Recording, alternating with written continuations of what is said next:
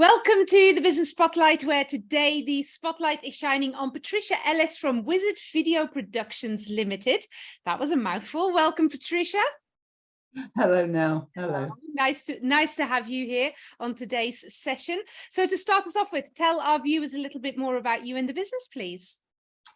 Well, we started back in 1986, Wow. which was still a long time ago. Yes. Back when people didn't have mobile phones and able to take the photographs and videos on their phone. It's quite an interesting story how we started, because we were watching one of the comic strip films. I don't know whether you remember them, with Robbie Coltrane and Jennifer Saunders, all that group. And it was filmed in Hope Cove in Devon, right, where we have a holiday cottage. And it was fascinating seeing the surroundings on this film. And my son, who was at that time 7, said, oh, isn't that good? And I said, well, it'd be great, wouldn't it, to be able to buy videos of places you go to. He said, oh, that's what I want to do when I grow up. And the very next day, my husband thought, well, that's a great idea. And he went out and found out all about filming video, and it started just like that. Just like that, wow. Just like that. The name comes from, because my daughters were in a production of Wizard of Oz, okay, and rather than calling it something like, oh, Surrey Video Productions or EVS or something, I said, well, it needs to be something that is memorable. And I said, well, Wizard, why not Wizard? It's a bit magical and it's memorable. So that stuck. To start with, it was only my husband and myself and one other person helping. And in fact, we did start with doing tourist videos. And we went lots of different places, including Babbacombe Model Village and Cotswold Wildlife Park, even Blackpool Tower. And people would sell those in their souvenir shops. So that was quite early days, quite sort of to say people couldn't film things like they can now.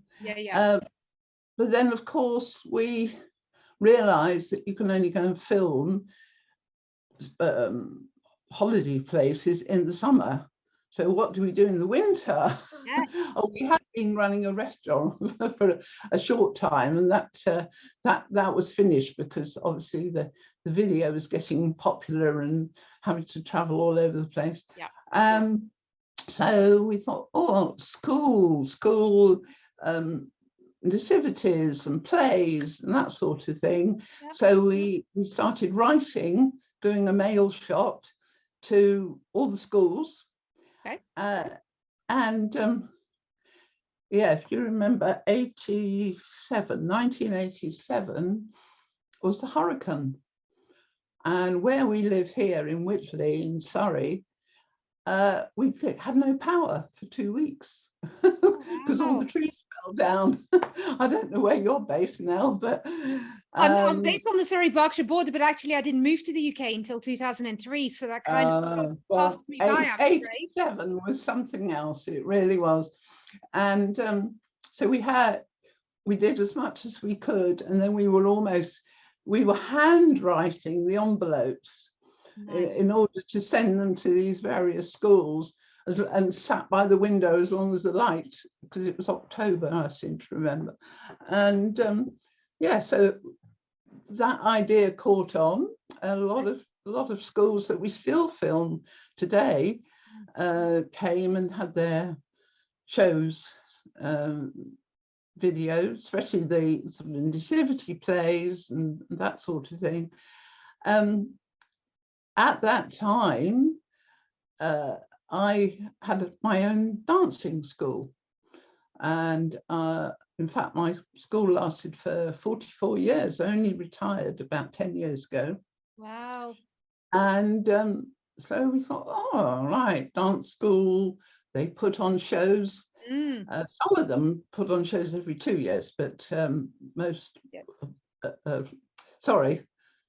of them do it every 2 years. Some people even do it every year, but it's an awful lot of hard work. But so because I knew a lot of people in the dance world, that took off. So those are sort of majority of customers, and then added to that, we did start doing corporate work for people like British Airways, and which they have their own division now, I think, anyway. But again, yeah, so it was a very exciting time when we were starting off, and I'm sure as we're still here.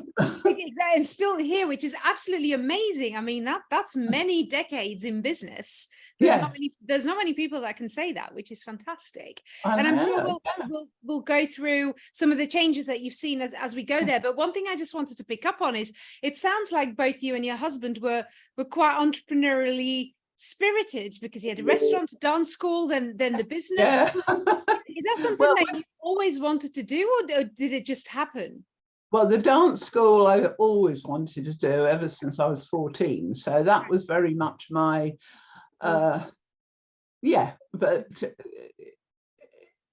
and I loved it. And I loved seeing the children all go through and grow up. And so I feel by us still filming dance school shows, I'm still connected to that world.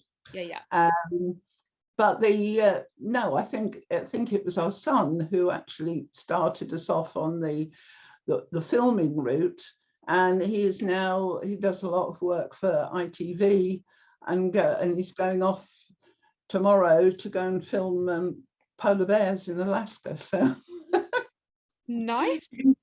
So that was his sort of side of things. Yeah, my husband is retired from because yeah, we're both getting on a bit now. So I tend to have lots of experiences, as I like to call it. Yeah. Lots of experience. So actually, let's go there, Patricia. Talk me through, because that length of time in business, talk me through some of the key challenges that you've faced as a business.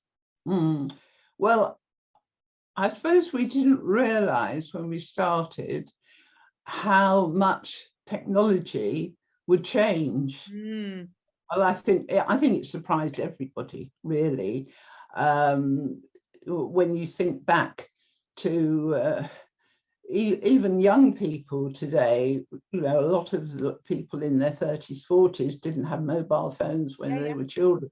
Correct. Well, you know, when we started, there was no digital, so we were always trying to keep up with the latest equipment and make sure that it was of the best quality, because we used to film on something which not many people have heard on, called U-matic, and the machines were this big, and the tapes were enormous. I ought to have brought one of them to show you. And then gradually we went down to smaller tapes when it was the mini digital ones, and now they're just on little memory cards. So there was that side of things, and then also the sound, rather than running, we used to cable mics right up to the front of a theatre, and then radio mics came in, and just all the time. So that's been a challenge, keeping up with that. Also make it, I suppose, again, we didn't realize how loyal some of our customers would be. You know, we have a lot of repeat business, and it was almost a surprise. Oh gosh, St Mary's, they booked for their nativity.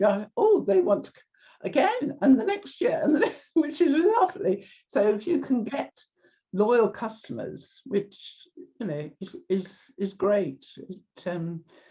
So the technology has changed loads over the years, even definitely going back that far, but even in the last, you know, oh yes, 3-4 years, it's huge growth. And as a company, what impact has that got, that you have to stay on top of everything like that? Yeah, well, we used to supply copies on VHS tapes.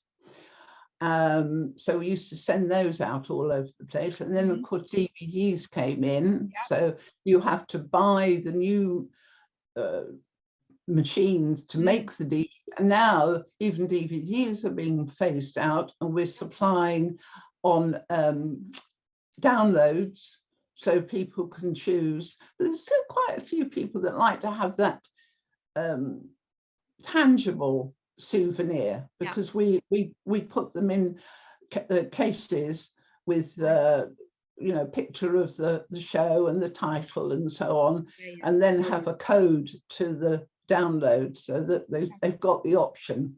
I think there's still quite a lot of grannies that still like their DVDs. They still like their DVDs. That is correct.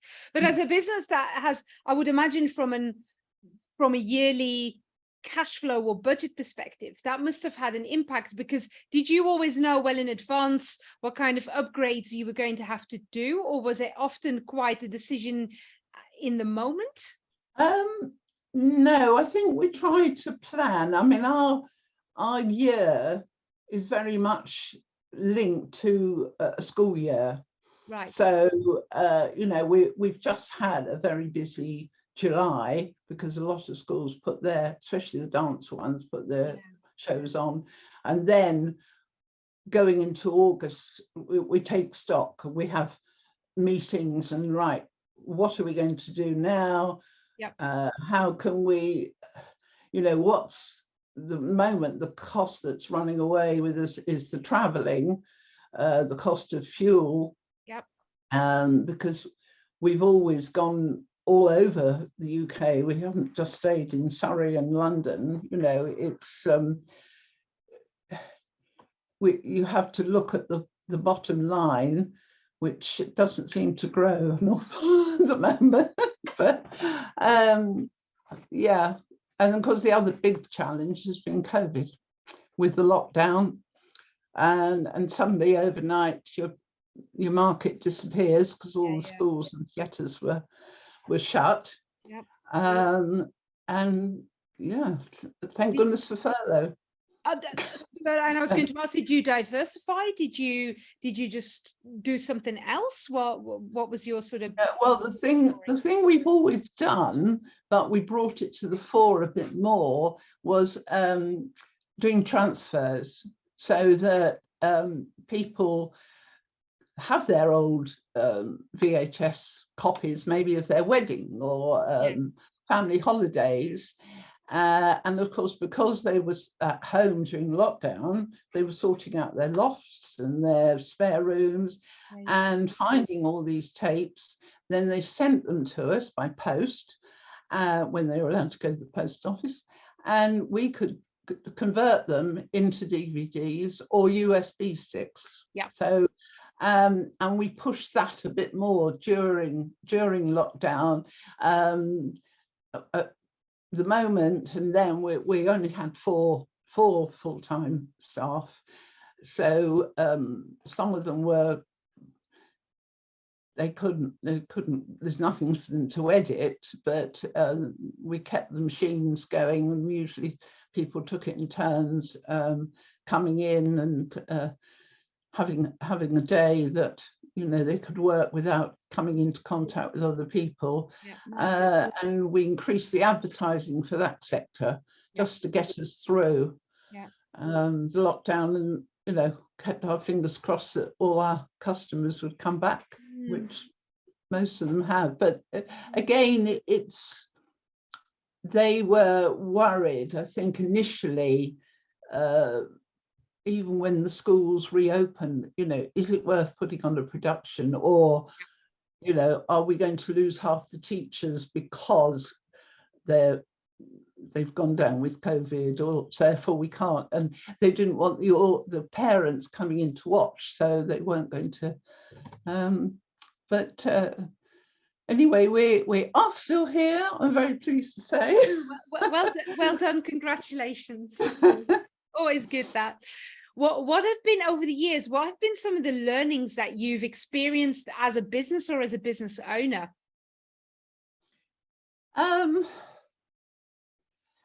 think not to diversify too much, to know your market.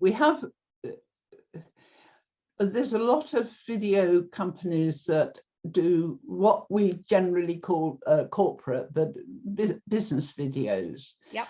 But there's a lot of them, and we were really one of the very first early people that did the school video filming. And so we've sort of concentrated on that sector because we feel we know the sector, we know what the school's like, we understand their problems, their challenges, and you can talk, you know, with that understanding. Oh, right, oh, it's half term next week, right? Or you won't want your copies yet, then, you know, that sort of thing. Whereas if you're just all over the place, I mean, obviously we'd love to have more corporate work, and I think on the whole, people don't realize how important videos are on their websites, and there should be more of them. But unfortunately, you know, we've gone from the COVID problems, and now with all the recession and the challenges, people haven't got the money to spend on that extra investment, which is a shame. But maybe people will gradually, as the confidence comes back, and they'll start increasing. So yes, I think we've got to know our market. Nice. And yeah, and also the other thing is keeping a good team. And I've got a fantastic team. Yay. Well chosen by you, I take it. Of course. Of course. They have been very, very supportive. The last year or so has been quite challenging for my husband and myself, health-wise. So that they have been great. They've just kept everything going. And I really feel that having a team you can trust is wonderful, and I think that's really important. And I hope they all watch this, because this is like mandatory viewing, right? Once this comes out, they have to watch this. Yeah. When you've hired over the years, like when you've added to the team, have there been specific things that you've always looked for? Yes, I think attitude is very, very important. Attitude that people can get on well with others. They can go out and work independently, because we do, as well as our full-time people, we do have freelance camera operators. Yeah. But they're all people we know, and they're all been DBS tested. Yeah. And we have to know that, again, we can trust them to go out without supervision and go into a school, say the right things, do the right things, and they've got the company at heart, and they're going to promote Wizard Video Productions. I haven't said it much in this sentence. I ought to, in the interview, I keep saying it. Keep throwing it out there. Advertising, use it. love that. When you started the business, did you have a goal in mind? Was there like an end game for you, or have you kind of done it year by year? How did you get started with that? I don't know. It's evolved, I think, and yes, you do. You set yourself various challenges along the way, because you can see, oh yes, we've got to get that new equipment, or we've got to get, and how are we going to manage that, and how are we going to do it? And when we changed from supplying VHS to DVD, then we will we'll send out order forms which give people the choice, which was great fun for a year or two. But I can imagine. And now we're talking about, should we be doing USB sticks for people to have. So again, the subject of discussion is, do we go down that route and invest in extra equipment, or do we keep to the downloads, which people can watch on Vimeo, but then, not everyone can. So yes, I think it's trying to see those challenges coming up over the hill and think, right, okay, that's the next thing. And also making sure that the word spreads and lots more people know about Wizard Video, which is wonderful that you're allowing me the opportunity to tell everybody. No, and actually, and anyone that knows me won't be surprised that I say this, but I'm a huge fan of video. I think I'm with you. Absolutely, too many business owners are not using this to the maximum of its opportunity, and should do more of it. But yes. I say that as someone who's fairly comfortable in front of a camera, so I do realize that I understand where the discrepancy comes from. A lot of people are not very comfortable in front of a camera, so I get that.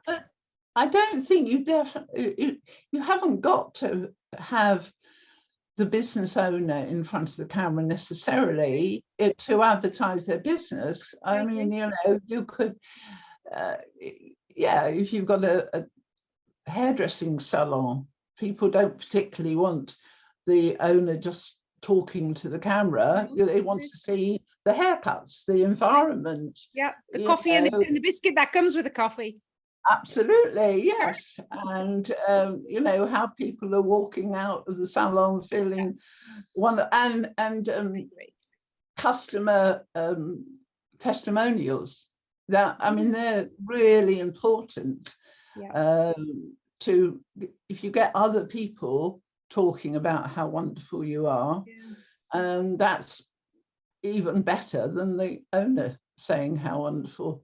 So what would you say to a business owner that says to you, you know what, I'd love to do some customer testimonials, but my clients won't want to come on video? What would you tell them? How would you persuade them, I guess, to change their minds?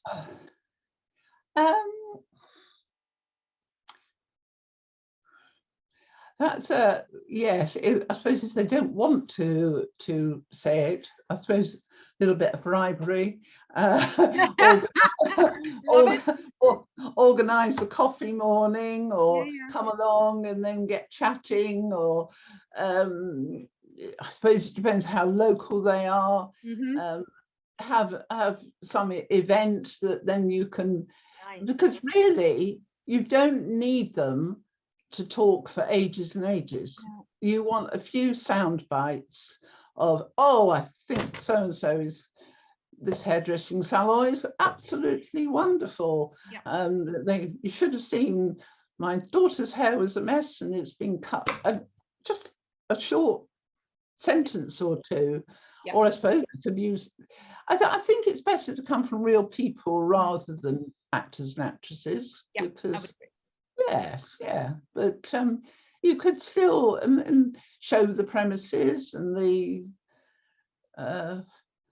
and also to describe, if you've got a company that make technical widgets, to show, oh, this is how this piece goes together, and look, it's quite simple, because that's what people are doing on Instagram, and they're demonstrating how something works, and shopping channels too. So, gosh, and like YouTube is the second biggest search engine. And how often have I gone on YouTube to go and see how something works, because I need a visual of it. Totally. That's that is it really. No, it's a fantastic tool, and don't think of it as old-fashioned video. Maybe you should rename the company as Wizard YouTube or something. But I think we might get sued for infringement. Yeah, let's not do that. But let's hope that through this conversation we've inspired a few business owners that have been watching this to add video to their website or to their offering. Yes. And go and do that, because I agree, it's very important. Very important. So back to you as a business owner, is there still something that keeps you up at night, that keeps you awake, or are you pretty content with where things are right now?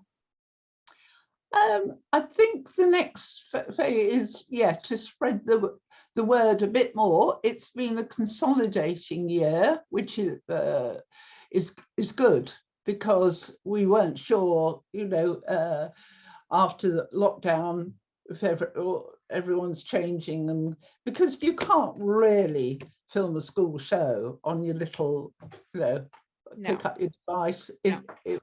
You need the big lenses, you need the lights and all the rest of it. So people have come back.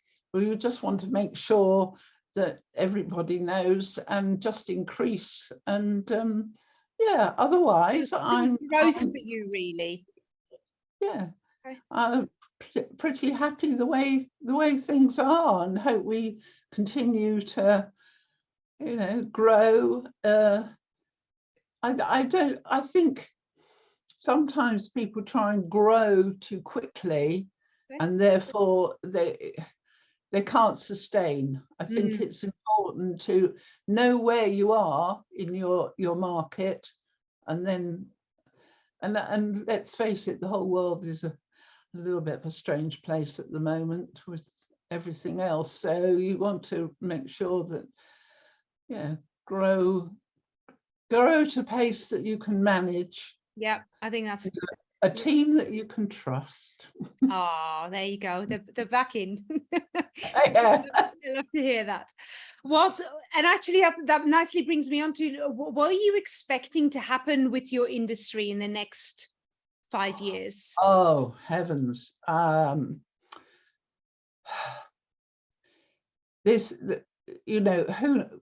can we remember what things were like 5-10 years ago? It's incredible now that you can get machines. We haven't got them yet because they're more for live television, but where you can beam up and you get your live broadcast just instantly.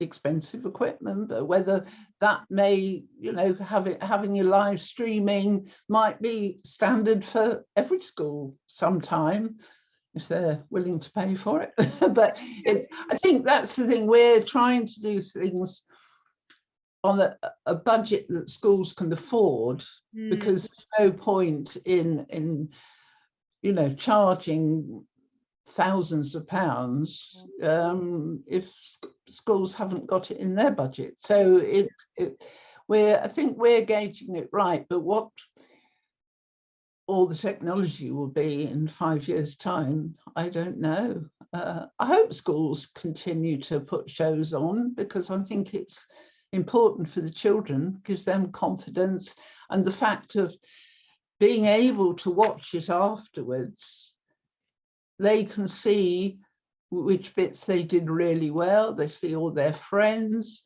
It's a wonderful souvenir for the family. Totally. So I think it's pretty important, really. So lots of opportunities still for you over the next couple of years. Hopefully, yes. Any challenges, any roadblocks that you're anticipating? No, I mean, it's I suppose, no, the unknowns. I mean, at the moment we're still traveling around, whether they try and cut down on any companies trying to drive around unnecessary much. Hopefully not. I mean, everyone's got to do things, but obviously we have to go by road, can't go take all the equipment by rail or anything like that. But yeah. And although in one of my very first interviews that I did with this, I had a gentleman on who was currently building a prototype of a sort of car plane. And I would individual kind of, you know, one that you can kind of fly yourself. Oh gosh, yes, we'll try that one. If you want, I can connect you up, Patricia. All you have to do. Yeah, I think that might. Yeah, we'll parachute in, shall we? bring all the video. Anything's possible. Correct. What have you still got on your bucket list? What are some of the things that you still want to achieve? Oh, what, in the company or personally, or both? I hope I say healthy. I keep doing some exercise, otherwise you know, all the old muscles seize up. Yeah. And yeah,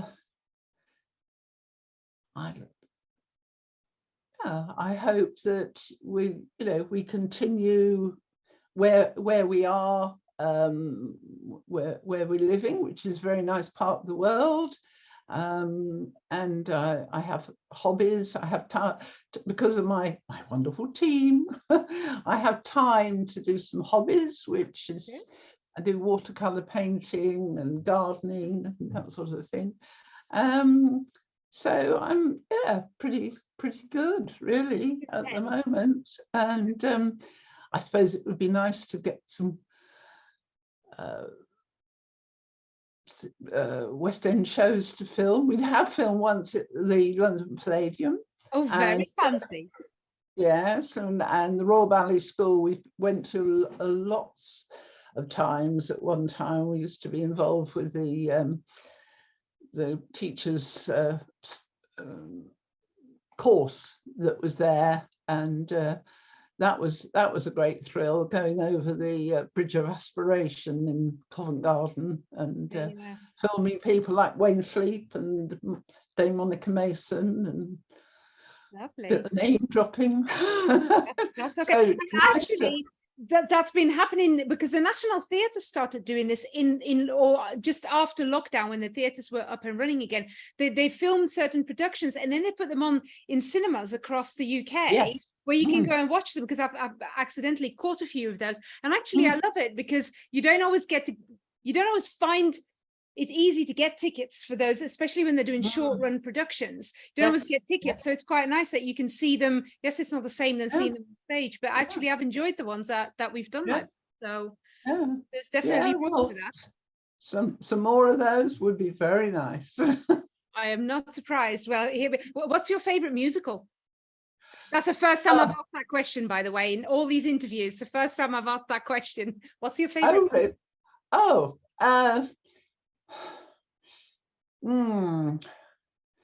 the music I used to love, one that probably nobody's heard of much, Camelot, which was a long time ago. Which, there's some beautiful tunes in Camelot. I'm very fond of West Side Story, having performed in it when I was younger, and my daughter was in it, and so I've seen the latest version of that as well. That's the musical that made me fall in love with musicals, West Side Story. Oh yes, I mean, there's such a fantastic score. Do have a funny story, then, that's not nothing to do with Wizard Video at all. This was when I was a student, and we were the chorus at a local public school, and the boys were obviously the boys in West Side Story, and the girls were Sharks and Jets. See, Sharks are the Puerto Ricans, aren't they? I think I was with Anita, and the main soloists were all professionals.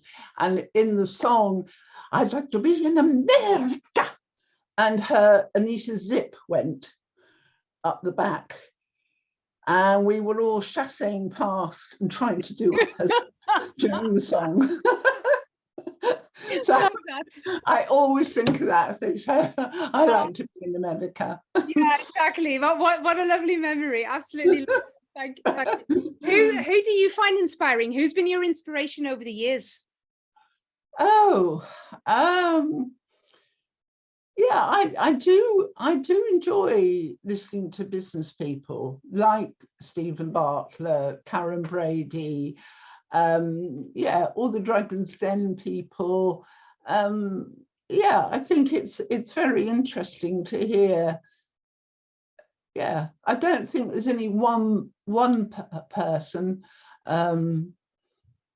in particular, but I think also my children are an inspiration to me, because they've all got 4 wonderful children and 7 grandchildren, and they've all done so well in their adult lives.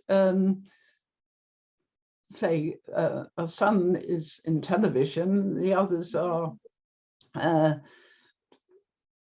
have different careers, but they've all stayed together as a wonderful family. Nice. And I love them all very much. What can a parent want? Yes, absolutely.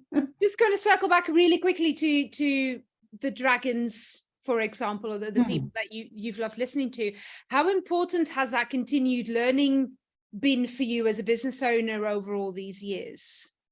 Oh yes, I think that's really good. We did what was it called? It was Business Link, wasn't it? Do you remember years ago? I was going to say that's quite a few years ago. Yes. Yeah, that was a great help. Okay. And I think yes, it is good to sort of step back, and even little. Sometimes you watch. I love these, especially the sort of Dragon's Den, when they go back to a company and see how they've done. Yes. And you just generate little nuggets, you know, that you think, oh, I can, you know, that would be very useful to maybe we should do so and so. So I think it's always worth having an open mind to the opportunities that you can develop, and then and also important to get together with your team and say, you know, what ideas have you got? And somebody will come up with, you know, oh, should we try so and so? I think that open forum, you know, when you've got time to do it, which obviously sometimes you're too busy, but making time to an exchange of ideas and to see, and all sorts of things might, you know, evolve. We learn from others, and any ideas are always welcome, which is kind of why we're doing this, as we talked about before. Well, I'm looking forward to seeing your other interviews now, so I'll be watching. Oh, you'll have to send me some feedback, Patricia. If you had the opportunity to go back and talk to 18-year-old Patricia, what would you tell her? What advice would you give her? My heavens! Oh, be more confident. I just didn't have any confidence. Yeah, but you'll be surprised along the way what's going to happen in your life, because when I was 18, video didn't even exist. Yeah. I'm going to be 78 at the end of the year. No way. In case you were wondering. You've got a great filter on you, or else really good. Wow, amazing. So, you know, you never know. I didn't know when I was 18 I was going to end up running a video production company, or a restaurant, come to that. That only lasted 3 years, or that the dance school would go on for so long. So you just never, don't be too set in your idea, oh, well, I've got to do so and so, because then other opportunities turn up along the way. And well, was there no, go ahead. I was going to say about the confidence thing, have confidence, but that comes with time and experience, I think. And I was just going to ask, was there a pivotal point in your life where all of a sudden that confidence shifted? Did something happen, or is that something that gradually happened? I think it's gradual, and as you take on more responsibility, and as you end up in situations, as I was talking about the being at the Royal Ballet School, and you're talking to somebody like Dame Monica Mason or Gillian Lynn when she was alive, and you suddenly think, this is me standing here talking and filming this gorgeous masterclass. Wow. You know, this is this is an achievement. I should be proud of this. And that, look at what you've achieved, because did you celebrate those wins and those achievements, or?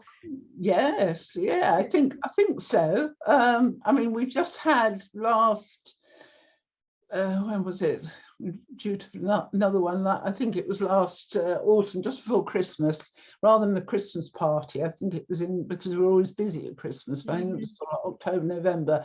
We had a 37th birthday party for all the staff and freelancers. Nice. We all went out to dinner and had a bit of a birthday cake, you know, because it's important to acknowledge. It is. And too many business owners don't do that, which is why I was asking the question. I see too many people gloss over the wins and hang on to all the things that went badly. And I'm on a mission to try to change that, because I think that's the way around. Yeah. Oh, I think that's important. And occasionally, if I remember, we have Friday buns. I had to come to think of it, I haven't bought buns on a Friday for a long time, so I better. Next time you buy them, everyone's always on a diet. Honestly, next time you buy them, I'm there. Let me know. I'll come and have a bun.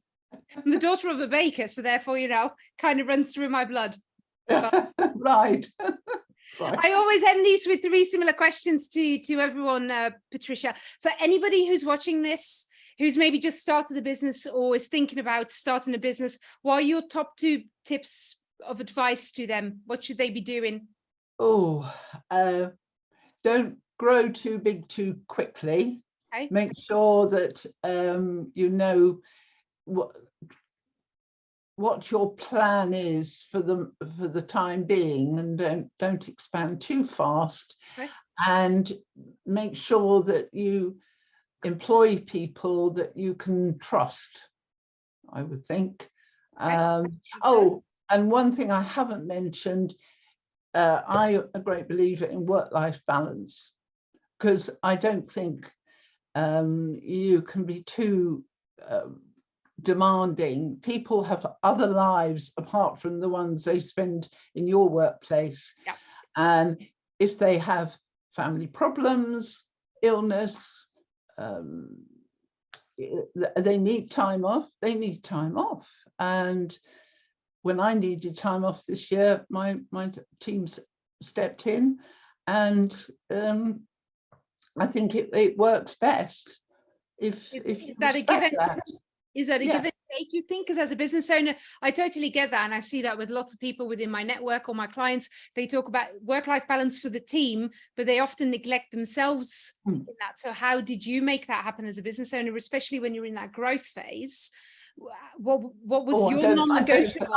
I don't think I did much then when work-life balance. I was still running the dance school, running around doing video and everything else. But no, more recently, the last few years, I'm making sure that it is more balanced, because I can see that you know you do need that.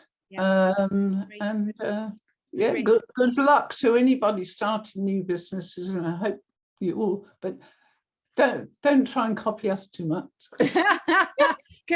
Copy is the biggest form of flattery, right? Well, that's true. So they say. Has having a business been easier, harder, or kind of what you thought it was going to be? Oh goodness. Yeah, I suppose it's been more involved than I expected to be.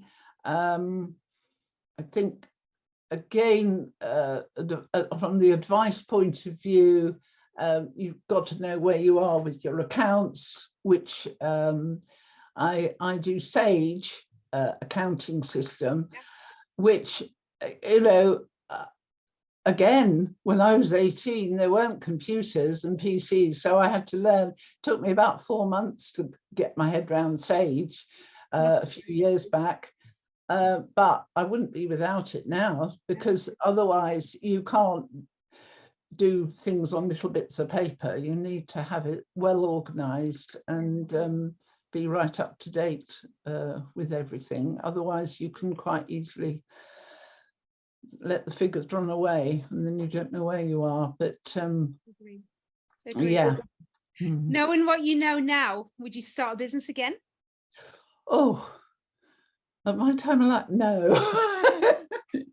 If I was 20 years younger, then the answer would have been yes. So actually, you don't regret having started a business and haven't had. No, not at all, not at all. I've thoroughly enjoyed it. Wish I had more time and more energy to promote it, but no, very, very enjoyable and a great challenge. There you go. Beautiful. On those beautiful words, Patricia, thank you so much for your time and for your wisdom today. Absolutely loved this interview. The link to connect with Patricia and her business is in the comment section, so please go and do that and leave us a comment and let us know how much you've enjoyed this interview as well. Thank you very much. Thank you for watching the Spotlight. Thank you, Patricia, for being here. Thank you, Nell. Thank you very much for the opportunity. That's all right, my absolute pleasure. Thanks for watching the Spotlight and see you next time. Bye.